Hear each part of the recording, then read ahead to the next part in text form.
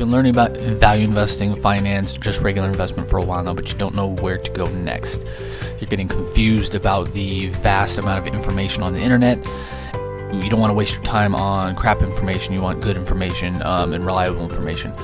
In this series of videos on value investing and finance education, you will find those answers to those questions and much more. My name is Jason Rivera. Welcome to Value Investing and Finance Education.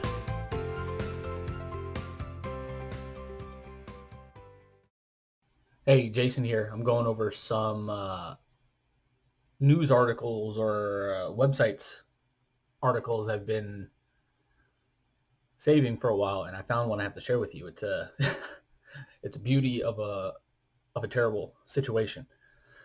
So I need to preface this by saying I'm an ultra-conservative value investor who requires a large margin of safety to invest. So I haven't actually bought a stock in 4.5 years because of this, because of my specific criteria that I know works based on my previous results, my previous and current results. I know my process works. So I stick to it, and I don't buy something just to buy, even if, again, 4.5 years later. So I haven't bought because of the insane valuations worldwide on all asset classes worldwide. Stocks continue to go straight up like they have been since about 2010-ish time frame, and we're now in the longest bull market in world history, I think. I know it's U.S. history. I don't know about world history. So valuations on stocks are just absolutely insane, I find, worldwide. And I look worldwide. I don't just look in the United States or specific areas. I look worldwide for situations. Valuations are just nuts. This company that I am going to tell you about today has 3 major issues. It's massively overvalued. It's an IPO, so it's a brand new company. Actually, 4 issues. It's a biotech company, so it's incredibly risky, has an incredibly risky business model generally. And it's listing on a brand new stock exchange. 4 major issues just kind of right off the bat. And this company is listed horribly. Another acronym for IPO besides initial public offering, when a company sells its shares for the first time on the market, or if they sell future shares on the market, called an IPO, initial public offering. There's also an acronym among value investors that's IPO also stands for it's probably overpriced. This is a perfect illustration of that. So this company, Chipscreen Biosciences, had its listing its IPO or listing its shares on a new Chinese stock exchange focused on tech companies. China wants tech companies to list in China instead of listing in places like New York or London, so they can make fees off of it, make money off of it, and keep them, I'm assuming, keep Chinese companies in China or whatever the thinking is. They used to have a rule in China that you couldn't list, or you can do an IPO if you were selling it at 23 times earnings or more than 23 times earnings is a better way to say it. They changed that rule to get more companies to list on the Chinese stock exchanges, including this new Chinese, I can't remember the name of it. It's focused on tech companies though. Chinese, let's think of it as a Chinese NASDAQ. So this company broke the previous record, shattered the previous record, actually, for highest IPO price based on or compared to earnings. This company's shares are priced at 468 times earnings. 468 times earnings. That is absolutely insane. I don't pay attention to price earnings, but the metrics I do use, EV to EBIT, TEV to EBIT, EV to free cash flow, and TEV to free cash flow are the main ones. I also throw in owner's earnings or EV to owner's earnings, TEV to owner's earnings as well. After I analyze a company and go through its financial statements, I look for companies selling below that metric, below 8. This company is selling at 468 times its, or it listed its shares at 468 times its profit, which in another way to put it, at current rates, it would take 468 years to earn your initial money back on this company. That's just absolutely insane. The earnings yield has to be less than 1% on this company. And earnings yield is the amount you can expect to own holding this company's stock if you were to buy today based on today's information in the next year. So think of it as kind of an interest rate. So after inflation and taxes, you're actually losing money to own this stock. Now, people don't think of it like that. They think, oh, this company is going to cure cancer or cure diseases or whatever, which gets us to our next problem. So this company is massively overpriced. We'll get back to this more later because I have something to show you about that. Massively overpriced on its IPO. Second problem, it's in the biotech arena. These companies, while necessary to, again, cure things like diseases and push the limits of, frankly, humanity. I think I've seen some of these companies trying to get the average lifespan over the next, I think it's within the next 30, 40 years to 120 years old, which is it's admirable. It's amazing. It's fantastic. I've even heard some people, some of these kinds of companies say that in some circumstance down the road, maybe my kids' generation, people could live to be 1,000, or they could be essentially immortal based or barring some kind of catastrophic head trauma or brain damage or heart damage because of the innovations in this arena. So I think it's amazing from a personal perspective and from a science nerd perspective. I think it's awesome. From a finance perspective, biotech companies are insanely risky. Why? Because essentially it's like playing the lottery, like a scratch ticket. You buy 10 and you might win a decent amount on one. Most of the time you end up losing all your money though. Same thing with biotech companies. 1 out of 10 you might hit big on. You hope you hit big enough on it to make up money for the other 9 that fail. And if you don't, you're going to go bankrupt. And many of these companies go bankrupt in time. So that makes this company even more risky. Third thing that makes this company super risky, it's an IPO. Doesn't report information past a certain time period. It's brand new on the stock market. It's brand new public company.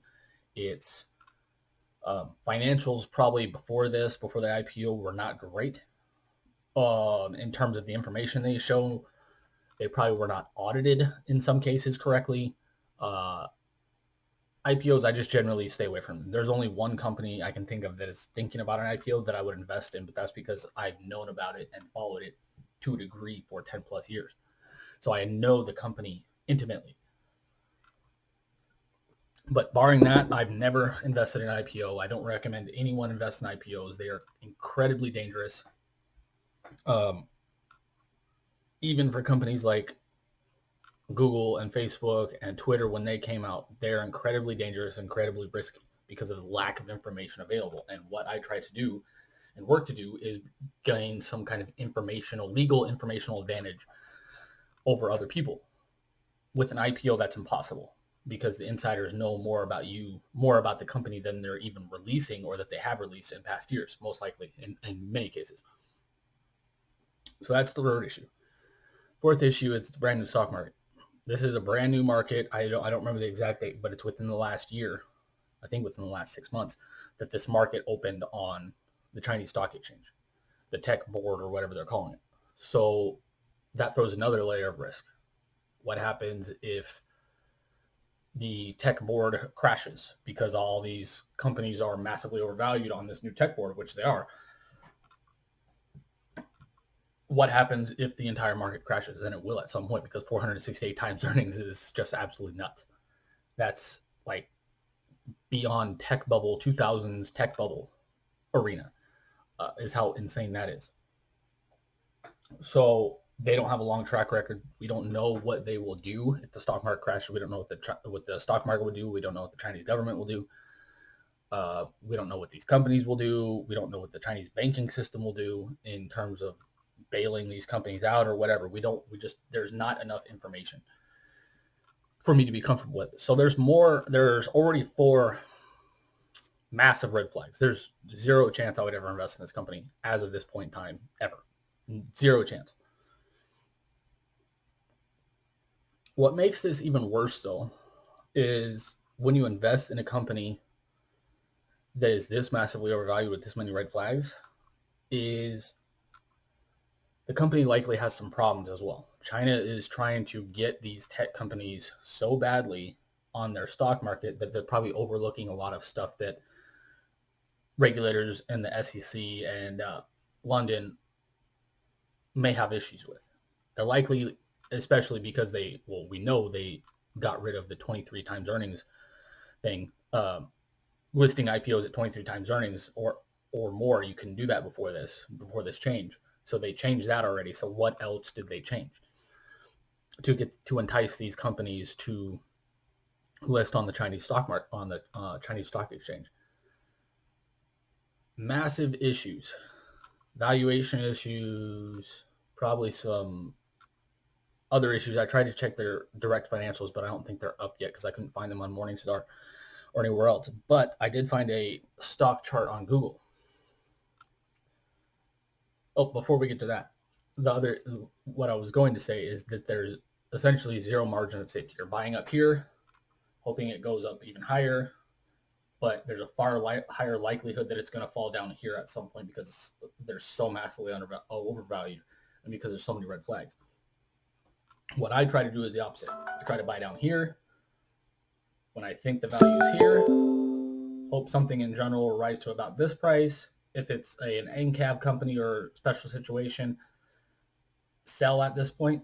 If it's not, if it's a company I plan to hold forever, I keep hoping this value rises over here and my share price continue to rise as the value of the company continues to rise. Essentially what you're doing here is buying at the top, hoping it goes up a little bit higher, or hoping they cure cancer and then they skyrocket, but there's a far higher likelihood, there's no margin of safety, that it's going to drop here. So I did a little bit of research on this company. Again, I couldn't find their financials, unfortunately, but I can guarantee they're probably horrendous based on their PE or based on their IPO price. But what makes it even worse is this. Let me bring it up.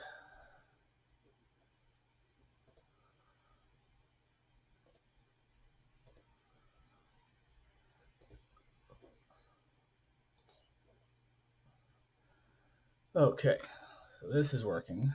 Get this out of the way. So here's their chart. They IPO'd on this day at 95 Chinese yuan, I think is what that is, which is, again, 468 times earnings. Since then, it looks like they've released earnings because not only has their share price dropped about 20 to 25% since then, but you see their PE ratio down here is now 858 times earnings. This company has, and I'm assuming this is in yuan, I don't know the exchange rate off the top of my head, but 858 times earnings. Again, I look for, this is 150x what I look for when I invest in an undervalued company. 150x plus what I look for in terms of relative valuation. That is, I can't even fathom investing in a company like that. Essentially what these people are going to, many of them are going to do is because it's brand new in China and everybody's excited. I understand. I get it from an emotional standpoint. But essentially what you're doing here is giving them your money and it's just burning it. You would be far better off even just buying gold or silver or land or educating yourself or doing nothing with the money would be better than buying this company. because of how overvalued it is. Literally doing nothing, sitting with your money on my table back there, it would be better sitting there on that table than buying this company, because there's a very, very, very high probability that these people are never not only going to, there's a good chance they're not only going to lose money, but there's a even better chance that they're not going to make enough money to earn a decent return over time.